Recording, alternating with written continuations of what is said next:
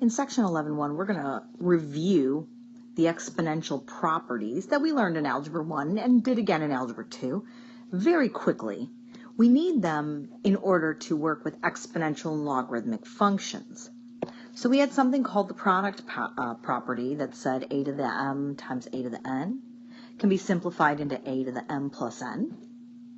Power to a power, a to the m to the n. That was the case where you multiplied the exponents. Power of a quotient. When you have a fraction raised to a power, you raise both the numerator and denominator to that exponent. Power of a product. Same thing. If you have things being multiplied inside a set of parentheses, the exponent on the outside gets distributed to everything inside the parentheses. If you have a base raised to a negative exponent, it's the same as 1 over a to that exponent, and then the negative goes away. We have the quotient property. A to the m over a to the n is the case where you subtract the exponents. So when we simplified terms with exponents, there was an order in which we had to go about simplifying this. So in 3a to the negative second cubed times 3a to the fifth, the first thing I'm going to do is start here and raise everything inside the parentheses to the third power. So 3 gets raised to the third power, and a to the negative second gets raised to the third power. Well, a to the negative second to the third power is a to the negative sixth. And then all the numbers, the coefficients, can get multiplied together. 3 cubed is 27, and 27 times 3 is 81. And then a to the negative sixth times a to the fifth, that's the property where you add the exponents. So I get a to the negative first. But we don't like negative exponents, and all I do is I move that to the denominator of a fraction, and the negative 1 becomes a positive 1. So this simplifies into 81 over a. The properties of exponents work for rational exponents as well. So 2x to the fourth y to the eighth, all raised to the 1/2 power. I'm going to raise 2 to the 1/2 power. I'm going to raise x to the fourth to the 1/2 power. And I'm going to raise y to the eighth to the 1/2 power. Well, these are the property where you multiply the exponents. So I'm going to get x to the second and then y to the fourth. 2 to the 1/2 power is actually the same thing as the square root of 2. And so anything that's not under the square root would get written in front of it. So I would actually just move the x squared y to the fourth to the front of the square root of 2.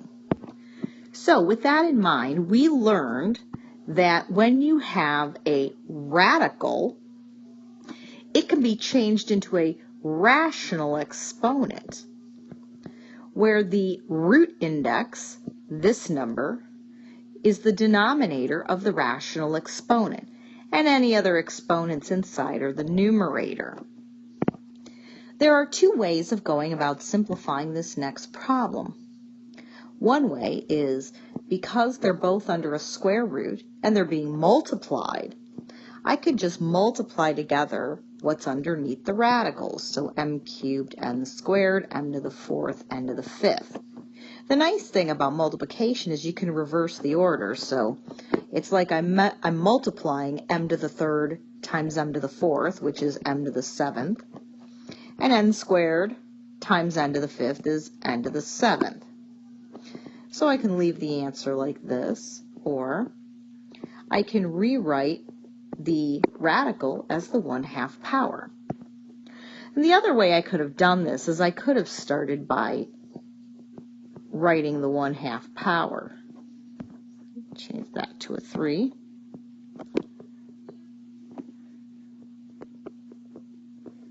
And then distribute the 1/2 power. So I would get m to the 3/2, n to the first. I would get m to the second, and n to the 5/2. And then I could multiply these together, and when you multiply them together, you're adding the exponents. 3 halves plus 2 is 7 halves, which is the same thing I would have gotten here. And n times n to the 5 halves would be n to the 7 halves. And this answer is the same as the other two. Does it matter which format you write the answer in? The answer is no.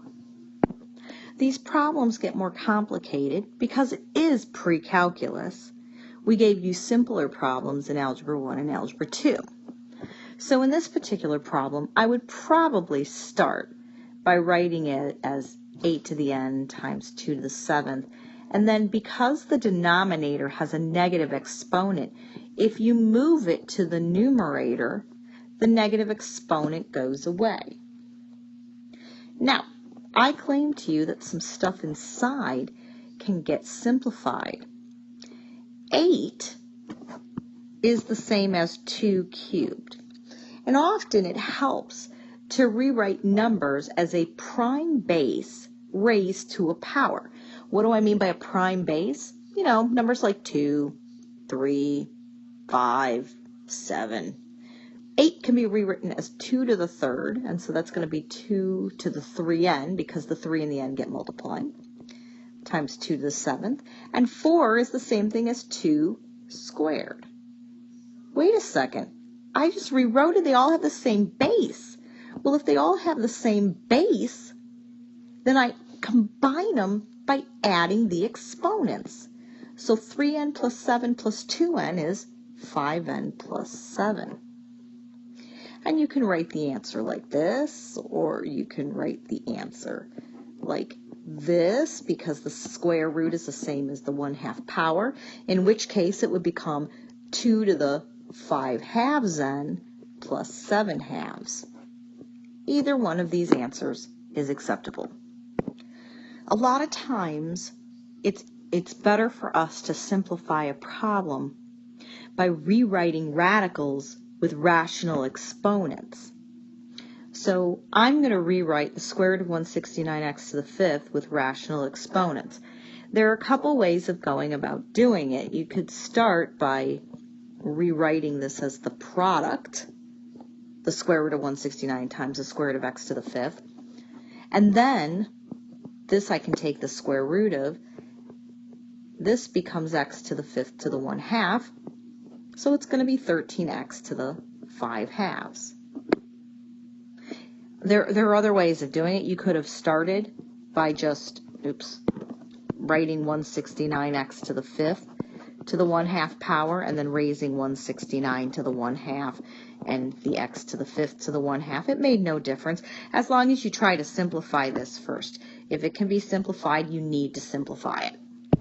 Let's try that again with the 4th root of a squared b cubed c to the 4th d to the 5th. The fastest way to deal with this problem is to start by rewriting the 4th root as the 1/4 power, and then distributing that 1/4. In other words, multiplying it by each exponent. So a squared to the 1/4 is a to the 1/2. B cubed to the 1/4 is b to the 3/4. C to the 4th to the 1/4 is c to the 1st. And d to the 5th to the 1/4 is going to be d to the 5/4. And that's rational exponents. We don't normally go the other direction. However, in order to really grasp the understanding of converting between radicals and rational exponents, we're going to go the other direction. So I want to rewrite 6 to the 1/4, b to the 3/4, and c to the 1/4 with a radical. Now, in order to do that, I need all the denominators to be the same, and luckily they are. Since all the denominators are going to be the same, that means this is going to be a 4th root. A 4th root of what? Well, 6 to the 1st, b to the 3rd, c to the 1st. We're going to do that again. We're going to rewrite 15x to the 1/3, y to the 1/5 with a radical. Right now, they don't all have the same exponent. Don't forget that 15 has an exponent of 1. So what I'm going to do is I'm going to rewrite all the exponents as equivalent fractions with the same denominator. Since 3 times 5 is 15, how about we make fractions whose denominator is 15? So the first 15 will have a fraction of 15 over 15. X will have a fraction of 5 over 15. That's the equivalent equation of, or fraction of 1/3. And Y will have the fraction of 3 over 15. Well, now that they all have the same denominator, what I can do is, well, actually, let me go back here. I actually don't need to deal with that because the 15, it can just stay on the outside. But the other two items had fractions. So I'm going to do a 15th root of x to the 5th, y to the 3rd. Simplifying radicals. Well, simplifying radicals is when we take out of the radical as many terms as we can. And the way that I taught this in Algebra 2 was I made my students write under this cube root 4 p's, 6 q's, and 5 r's. Well, what's a cube root? A cube root says what groups of 3 of the same item can you take out? Well, I can circle a group of p's, so I'm going to take out 1 p. But I can circle 2 groups of q's, so I'm going to take out a q squared. And I can circle 1 group of r's. What's left over are the things that I did not circle. What didn't I circle? I didn't circle p or r squared. And that's the simplified form of the cube root of p to the 4th, q to the 6th, r to the 5th. Be very careful about what the root index is. That tells you how many you need in each group. So if that had been a 4th root, I would have taken out 1 group of p's, 1 group of r's, and 1 group of q's. And I would have had 2 q's and 1 r left over. The crux of this section is really how to solve equations that have rational exponents, because that's what we're going to be using moving forward in this unit. So in this problem, y to the 4/5 is equal to 3/4. The easiest way to deal with it, remember, you want y by itself. You wanted this to say y to the 1st and not y to the 4/5. So how do you get rid of 4/5 and change it into a 1? You get rid of it by multiplying that exponent by its reciprocal. So if I raise this side to the 5/4, the laws of equality say I got to do the same thing to the other side. So y is going to be 34 to the 5/4 power. Now, in order to plug that in your calculator to find the decimal equivalent, you would type in 34 raised to the parentheses 5/4. Unless you have a calculator with the new operating system, in which case you can just type the 5/4 in as an exponent. And you'll get the answer to be approximately 82.1. One of the earliest uses we had for exponents was when we learned scientific notation. Remember, 3.875 times 10 to the negative 7th is the same as, let's see, 1, 2, 3, 4, 5, 6, 7. 0.000003875. It's just that scientific notation gives us a nice, more concise way of writing either really large or really small numbers. Red blood cells are circular-shaped cells that carry oxygen through the bloodstream. The radius of a blood cell is about 3.875 times 10 to the negative 7th meters. Find the area of the red blood cell. Well, if the blood cell is circular-shaped, and I need to find the area, the formula for the area of a circle is pi r squared. So I'm going to multiply pi times 3.875 times 10 to the negative 7th squared.